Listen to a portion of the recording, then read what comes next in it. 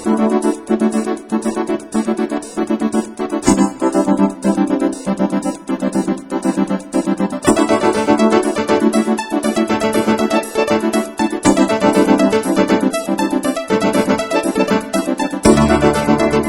sure that in the last couple of days you've heard a great deal about the notion of Homeland Security. You've heard from the politicians, you've heard from academicians, you've heard from professionals, and you've heard from ordinary citizens, different perspective about Homeland Security. What we are going to do today is we're going to focus on the notion of diversity. Yes, and we're going to focus on the way that understanding diversity can help prevent a police state mentality. Okay, you can go next. So we hear a lot about diversity. We always talk about the fact that the U.S. is a diverse society. Many of you as students take diversity courses. We have diversity initiatives here at the university and in our society. But what do we really mean when we say diversity? We're starting with a very basic definition of diversity, which is that diversity is otherness. When people have qualities other than our own, we see them as different. We see them as diverse others. Madelyn, I like this definition very much. It's very short and sweet. Those of you who are students, you know what I mean. And it's right to the point. And however, this is not the only definition. As you know, there are a variety of definitions of diversity. Sometimes they go in a long way to define it, but the bottom line is they focus on the notion of otherness.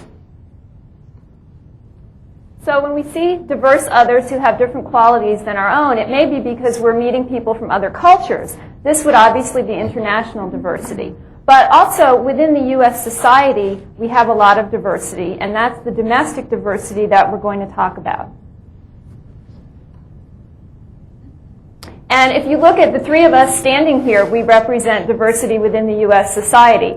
My mother was a white Anglo-Saxon Protestant. My dad was born in Italy. My student, Roing, who's helping us today, is obviously of Chinese ancestry. And my colleague, Houman, can tell you his ancestry. Walking United Nation. My father's side are Persian, my mother's side are Azeri, Russian, Italian. So, our little exercise. Right. What we were talking about is when you talk about diversity, it's not an abstract issue. You want to know diversity? Take a minute, look at the person on your right, look at the person on your left, the person in the back, the person on the front, except, well, I guess we have a better view. We are all different, is that right? We all look different. We Americans sometimes make, a conversation piece out of it. What is your, background? And then we start talking about who we are and where we are coming from. One theorist on intercultural communication, Gert Hofstede, who did research over decades in over 30 countries and interviewed over 120,000 people for his research, came up with this analogy, which I find very useful, particularly in our technological age, that culture is really the software of our minds. And that based on where we grow up and what our experiences are, we're programmed by our culture. But we need to keep in mind that culture is not something innate. It's something that we learn. Exactly. That is very important. This actually takes us to the debate between the notion of nature versus nurture, which is a very important issue. We have to always remember that also diversity has different aspects. There are primary aspect of it and there are the secondary aspect. The primary aspect of diversity relates to those notions that we cannot change. We were basically born with it. Issues such as our age. We can try to look better and a little bit younger, it's all right, but we cannot change our chronological age. We cannot also change our race or ethnic group. And we cannot change our gender, is that right? Although some people suggest that a little operation somewhere in Sweden can do that. Now, in terms of the secondary aspect of it, we are talking about notions that can change, such as our educational background, is that right? We can always income, which is we are always trying to increase it, and for example, experiences such as military experience. One useful way to think about culture is the iceberg model. We all know that only 1/10 of an iceberg is above the surface, and when we encounter people from other cultures, often the superficial things that we notice first are those surface features, the superficial aspects of culture, like the fact that people eat different types of food, or wear different kinds of clothing, or just physically look different than we do. But there's certainly a lot more underneath the surface that we need to be aware of when we experience diverse others. Yes, and that's very true. If you recall, when Aubrey was introducing me, he said that I do travel a great deal, and this is true. Well, throughout my travels, I've learned a great deal about a variety of people from different backgrounds. But what is so interesting is I've learned a whole lot about ourselves. And depending on the period of time, if it was a short visit or a longer visit, like for example, I'm just coming back from Kuwait. I was there for about 5 months, and I learned a great deal more about that society. It wasn't like a short 1-week visit that I just see the surface. So I've learned a great deal about that. So time is a very important factor right here. So there are obvious differences like language and physical appearance, and we have to keep in mind that, of course, when we go to other countries, we're going to encounter people who speak different languages, but even within the U.S. society, there are some interesting linguistic differences. Probably one of the most culturally shocking experiences I've ever had in my life was not traveling abroad, but when as a graduate student in New Jersey, I got my first teaching job in Kentucky. And I went and I talked the way I always talked in New Jersey, and people did not understand me. And I did not understand them, And so it was problematic. And so we have to keep that in mind even within our own society, even with domestic diversity, that language can create some interesting differences. Even when Houman and I communicate, sometimes we have some linguistic differences, even though we're both speaking English. Exactly. I had a similar experience being raised in Arizona and then moving to West Virginia, so I can identify with that. The other aspect to keep in mind with verbal interaction is some of us like to interact very directly. Certainly in the U.S. culture, we want to get to the point, get to the bottom line. What is this about? What are we going to say? What are we going to do? There are other cultures where it wouldn't be appropriate to do that. In fact, it would be considered rude. Very true. I have traveled with a number of also American business people overseas, and the way our culture is, we want to get there, as soon as we are over the jet lag, we want to sit and negotiate and sign a contract and leave and have enough time to even take a look at the main sites over there.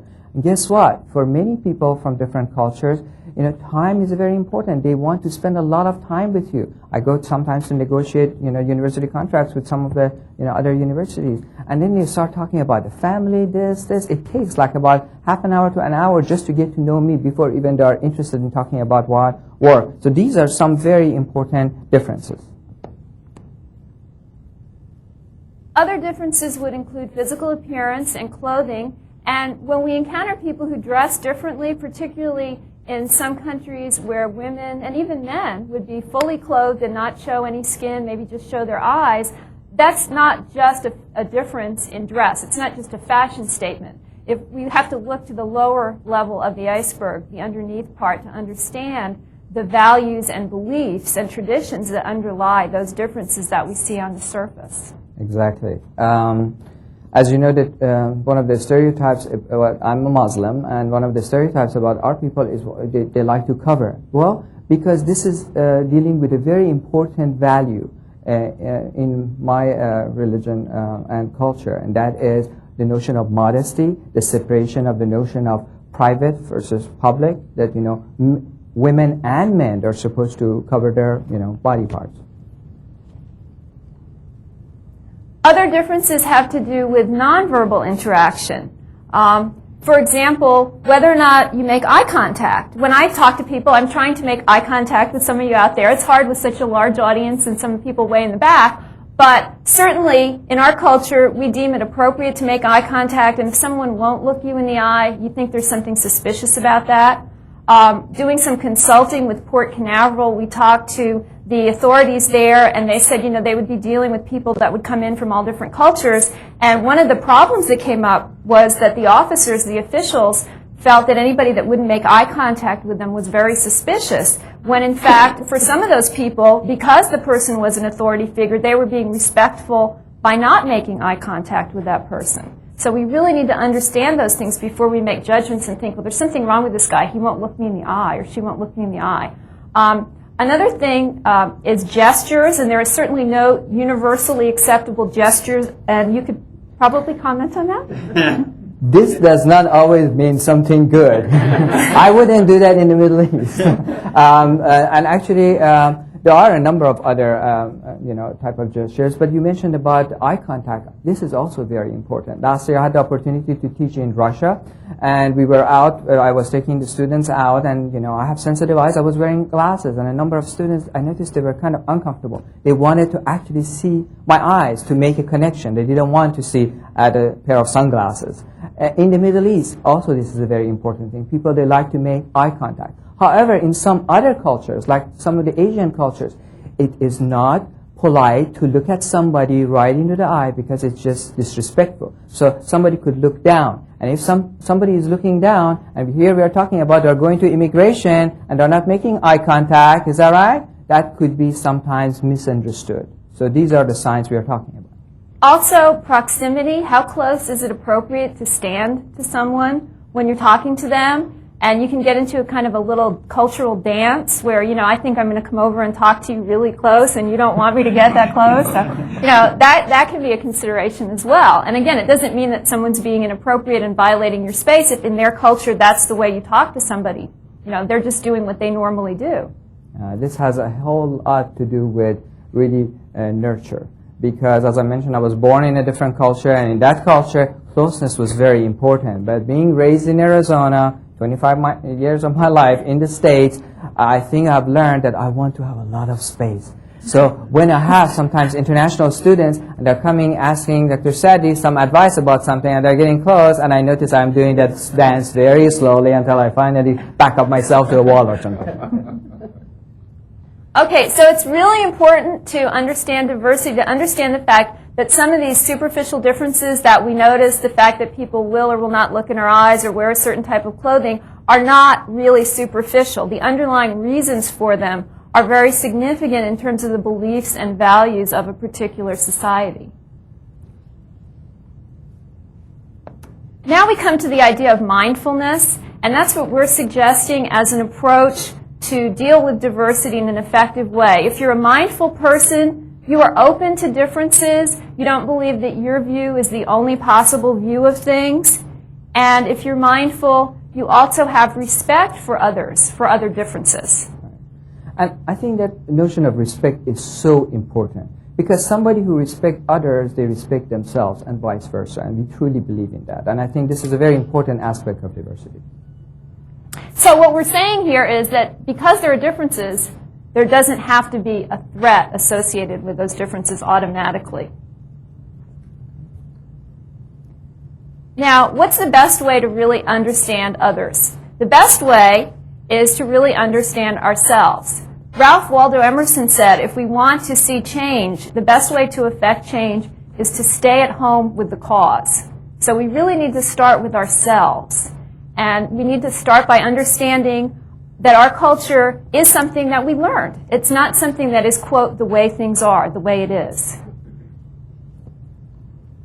And when are fish most aware of water? Not when they're swimming in it, when they're taken out of it, right? That's when they really start to maybe gasp and struggle, because suddenly the environment that they have taken as just the way it is, this is where I am, is gone. So the same is true for us when we encounter other cultures. Exactly, and environment is such an important factor, and that was what I was talking about toward the beginning. That I said that every time I travel somewhere else, actually not only I'm learning a lot about some other cultures, I'm learning so much about, ourselves.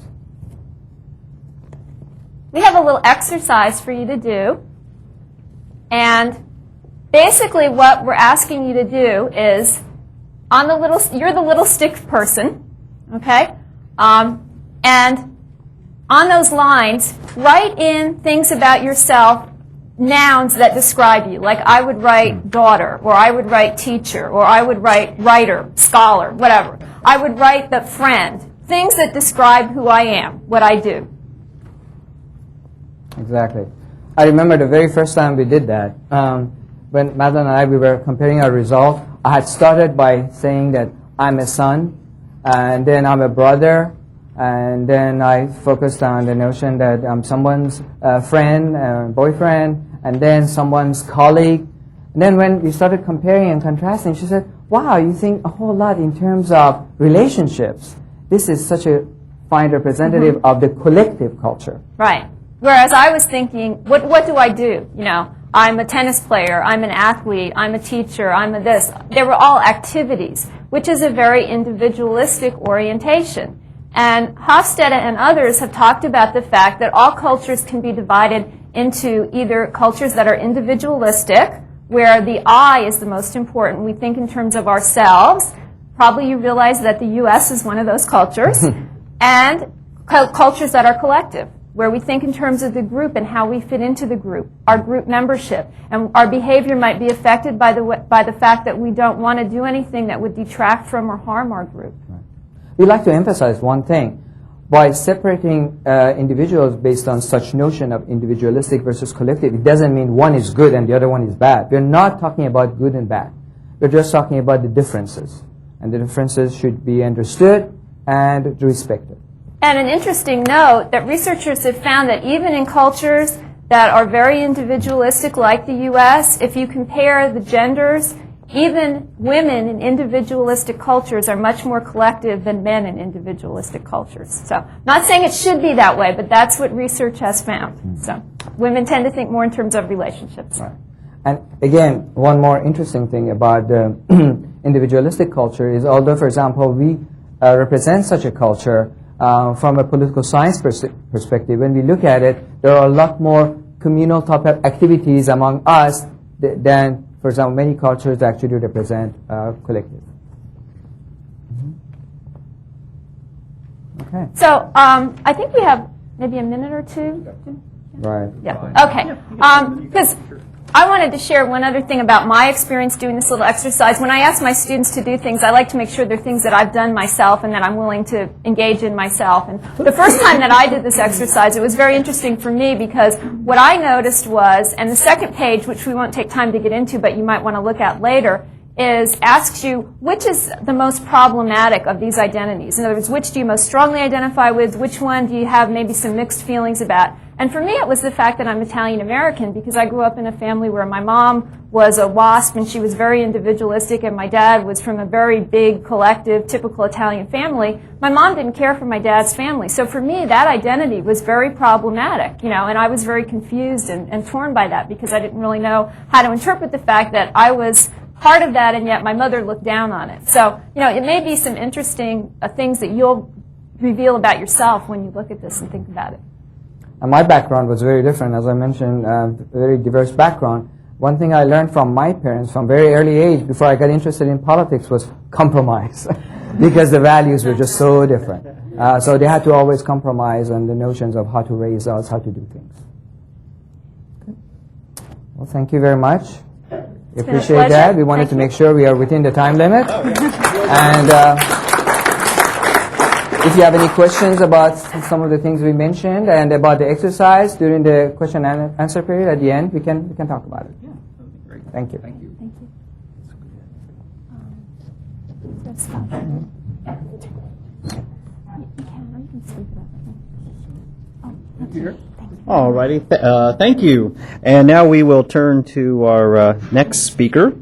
Whose name I cannot find. Here we go. Abdalla. Sorry, Abeer.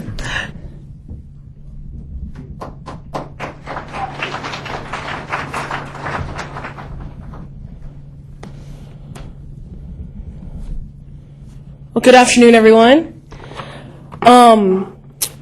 I thought that was an outstanding different perspective. What I'll be talking about is the youth perspective, not in terms of what every young person believes in, but collectively from my experience being the co-director of Millennial Politics.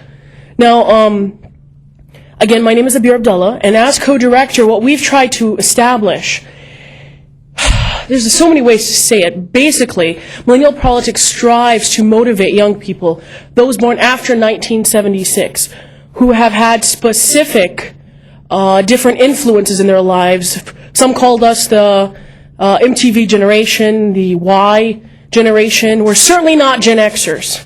That's for certain.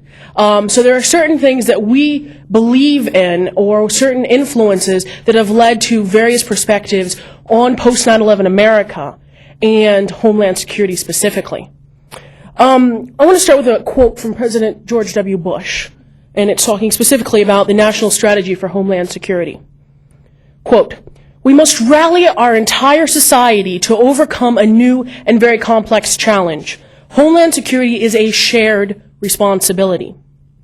In addition to a national strategy, we need compatible, mutually supporting state, local, and private sector strategies. Individual volunteers must channel their energy and commitment in support of the national and local strategies." End quote. Our place as Millennials in Homeland Security Initiative is threefold. One, a commitment to serving and protecting our nation through a political, educational, and community effort. Two, strong service participation in the U.S. Freedom Corps.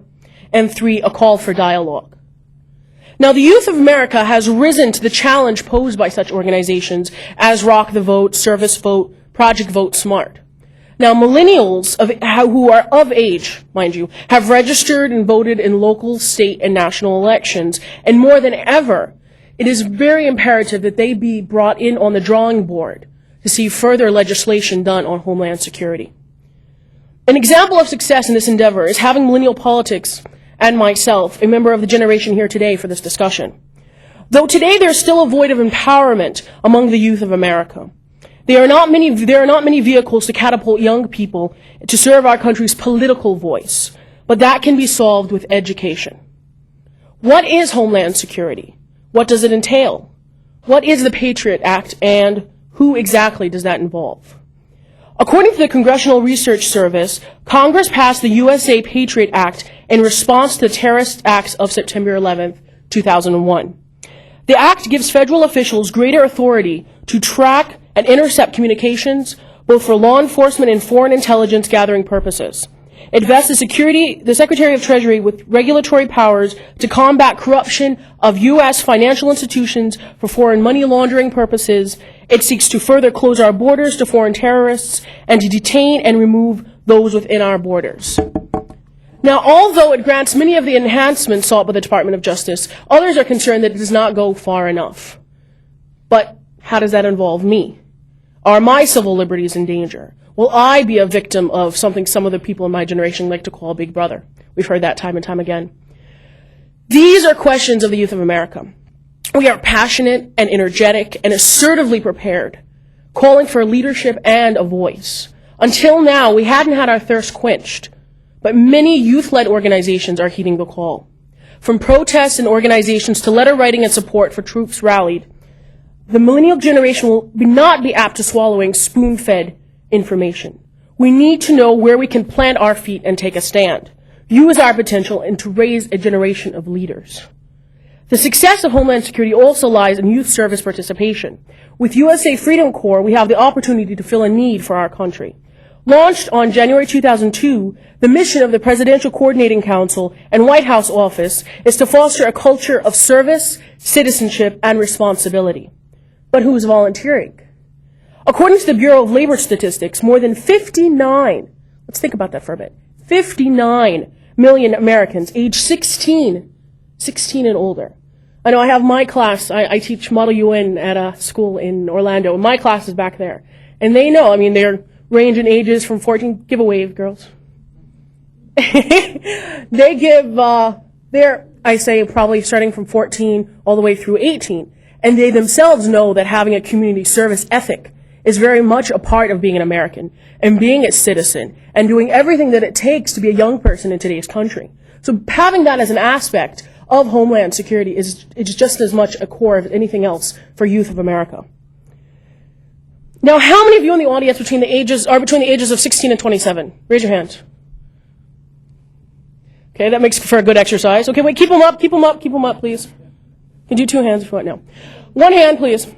Okay, now how many of you, you're millennials, by the way, how many of you, not of course to squelch any of the people in the front row, you're wonderful too. Now, how many of you are actively part of a community service project or have been in the last year? Keep your hands up if you are. Okay, so that brings us to statistics. 1 in 4, you can put your hands down now, thank you for participating. 1 in 4 Americans 16 and older are actively part of a youth service related project. So think about that. Now, you are the ones that are immediately contributing to our Homeland Security. Think about it. Every single action you make, whether it be in something as small as, a blood drive you have here on campus, or something as large an effort as actually going overseas, you are a part of what President George W. Bush and the entire administration has set forth with the Homeland Security Initiative. So the youth are part of it, but we need to go a step further. So how do we do that? The Peace Corps, AmeriCorps, Senior Corps, Learn and Service America, and Citizen Corps. Programs are all federally funded service programs that are part of USA Freedom Corps. This activism will evolve only if the youth of America continue to be educated about the necessity of these endeavors and are called to discuss further legislation. So maybe the rest of you that put your hand down, maybe you didn't think that you found a place in there for you. Then if it's not something that speaks to you, one particular organization, then you need to start your own. If not starting your own, then you need to educate other people about activism.